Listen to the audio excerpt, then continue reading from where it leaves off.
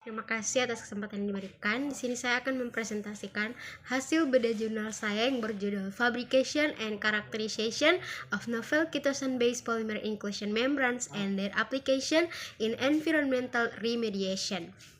Adapun latar belakang dari jurnal ini yaitu masyarakat global di abad ke-21 ini dihadapkan pada pencemaran lingkungan. Pencemaran lingkungan yang secara inheren telah menyebabkan perubahan iklim sebagai bagian dari tantangan utama dunia kita saat ini. Beberapa industri seperti industri tekstil, pewarna, plastik, makanan, sedangkan pengolahan air limbah membutuhkan proses yang rumit dan beban finansial yang begitu besar. Di antara berbagai kategori kontaminan, pewarna adalah kelompok kimia yang sangat mempengaruhi ekosistem bahkan dalam konsentrasi yang rendah. Malesit green atau dikenal sebagai basic green 4 adalah salah satu pewarna yang sering digunakan oleh industri pewarna karena fleksibilitas, stabilitas, dan ketersediaannya dan serta biaya yang rendah. Namun dapat menyebabkan kerusakan pada komunitas air, terutama organisme air, dengan menghalangi penetrasi sinar matahari langsung ke dalam badan air. Oleh karena itu, keberadaan pewarna seperti malesit green dalam sistem perairan telah dilaporkan menyebabkan beberapa kerusakan, yaitu sekitar 10-20% pada organisme akuatik. Hal ini karena sifatnya yang tidak dapat terurai secara hayati sehingga diperlukan metode pemisahan pewarna yang baik dan efisien. PIM sebagai teknik pemisahan kimia yang baru lahir telah digunakan untuk menghilangkan logam berat secara efisien. Biasanya PIM terdiri dari polimer dasar, ekstraktan, dan juga plasticizer. Namun di antara polimer yang paling sering digunakan itu polivinil klorida, polivinil lidenofluorida, dan selulosa triasetat. Ini sifatnya tidak terurai secara hayati. Oleh karena itu, dibutuhkan polimer pendukung yang dapat terurai secara alami, yaitu polimer pendukung kitosan karena sifatnya non-toksik bahkan tersedia melimpah di alam. Adapun alat dan bahan yang digunakan dalam penelitian ini dapat dilihat pada slide. Tahapan pembuatan PIM diawali dengan preparasi dan optimasi komposisi, lalu dikarakterisasi menggunakan FTIR, SEM, spektra UV vis, dan termografimetri. Terlebih dahulu dibuat sesuai dengan diagram alir dan variasi komposisinya dapat dilihat pada slide. Selanjutnya saya akan menjelaskan mengenai hasil dari penelitian ini. Yang pertama yaitu karakterisasi PIM menggunakan FTIR. Seperti yang ditunjukkan pada gambar 2, gugus fungsi yang terkandung dalam setiap komposisi komponen PIM yaitu kitosan, B2EHP, alikuat, dan DOP diidentifikasi menggunakan spektra FTIR. Mode peregangan gugus CH alifatik terlihat jelas pada pita lemah pada 2916 cm pangkat minus 1 dari spektrum FTIR kitosan.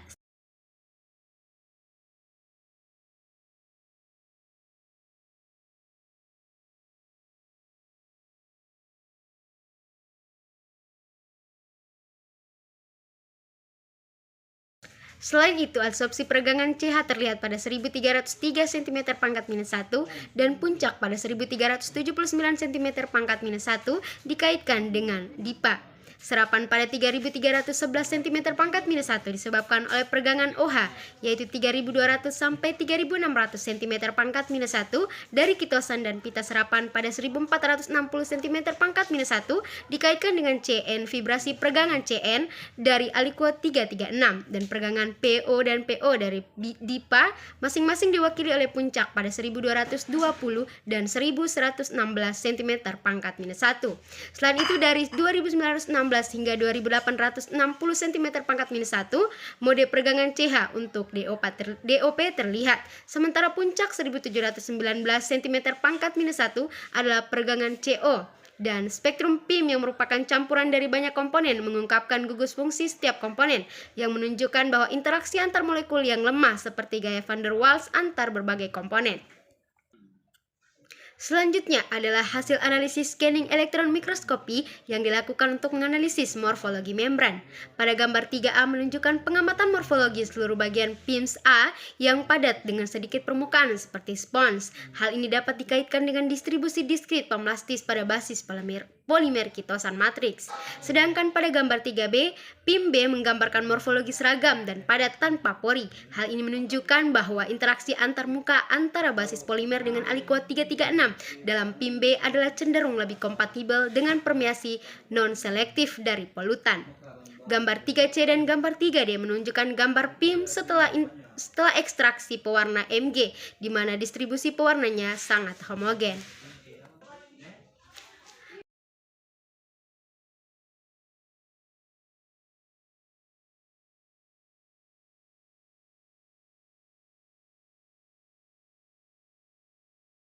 Selanjutnya adalah termogram yang diperoleh pada uji TGA. Digambarkan pada gambar 4i. 41. Hasil yang diperoleh menunjukkan molekul yang mudah menguap seperti pelarut di atas 200 derajat Celcius.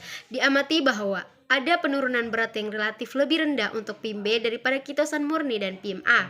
Gambar 42 menunjukkan penurunan berat tidak signifikan dari kitosan murni dan PIM B dengan kisaran suhu antara 300 derajat Celcius hingga 900 derajat Celcius. Sedangkan suhu 275 derajat Celcius adalah untuk PIM A. Sedangkan puncak endotermik disebabkan oleh hilangnya molekul air yang terfisiosorbi dan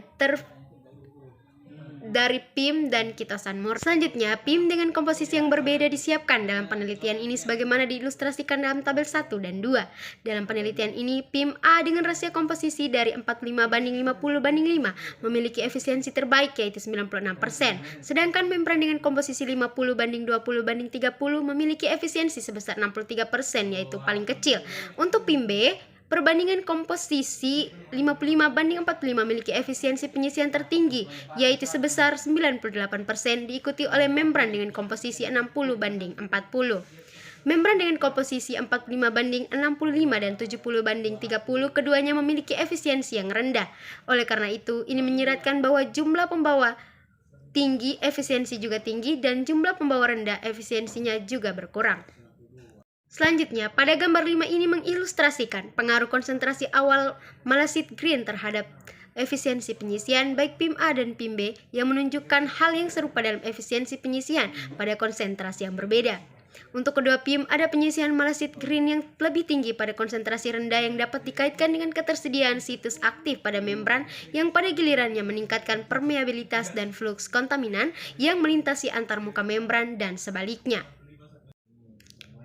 Selanjutnya adalah pengaruh pH larutan sumber. Pada gambar 6, ekstraksi malasid green diselidiki di berbagai pH mulai dari 2 hingga 10. Seperti yang diilustrasikan, efisiensi pada pH ekstrim adalah rendah, baik pada pH yang sangat tinggi hingga pH yang sangat rendah. Namun efisiensi penyisian tertinggi tercatat pada pH 4 yaitu sebesar 96,25% dan 98,35% untuk PIM A dan PIM B masing-masing.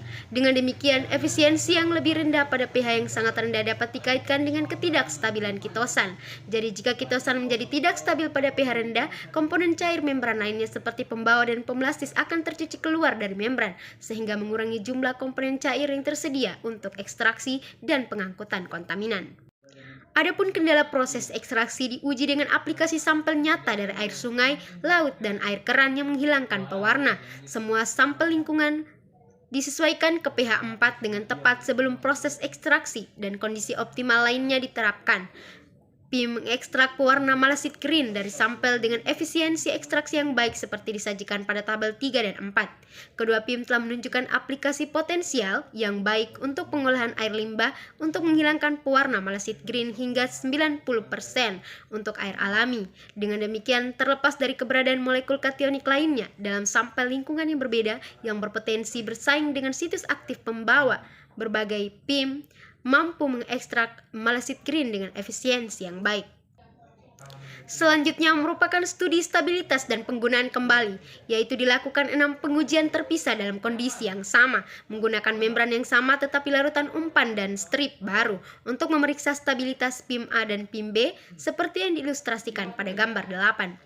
Ada penurunan bertahap dalam efisiensi penyisian PIM A dari siklus pertama hingga siklus keempat, sebelum penurunan drastis pada siklus kelima. Demikian pula untuk PIM B, ada penurunan efisiensi secara bertahap dari siklus ke-1 hingga siklus ketiga, sebelum penurunan tajam pada siklus keempat. Untuk membran PIM A pada siklus kelima, penurunan 6,4% penghilangan membran, sementara PIM B mencatat sekitar 11,4% penurunan efisiensi penghilangannya pada siklus kelima. Kedua membran PIM A dan PIM B menunjukkan hal serupa, yaitu pola stabilitas setelah siklus kelima hingga siklus ketujuh tanpa ada lagi penurunan efisiensi penyisihan yang lebih lanjut. Berdasarkan penelitian ini dapat disimpulkan bahwa penelitian ini menghasilkan PIM yang baik. Lebih jelasnya dapat dilihat pada slide. Sekian presentasi dari saya, terima kasih.